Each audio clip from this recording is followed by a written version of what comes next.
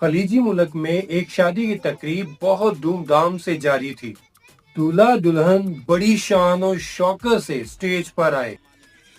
دلہن نے دولہا سے کہا اپنی ماں کو سٹیج سے اتار دو کیونکہ میں اسے پسند نہیں کرتی۔ دولہا اٹھا، مائک پکڑا اور 3 دفعہ اعلان کیا کہ مجھ سے میری ماں کون خریدے گا۔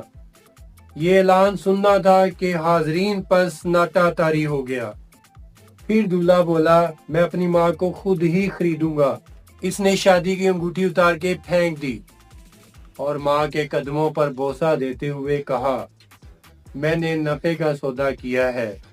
حاضرین میں سے ایک آدمی اٹھا کہ میں اس آدمی سے اپنی بیٹی کا نکاح کرتا ہوں، اور ساتھ کہا کہ اس سے بہترین خامد میری بیٹی کے لیے نہیں ہو سکتا، کیونکہ اس نوجوان نے دنیا بھی کما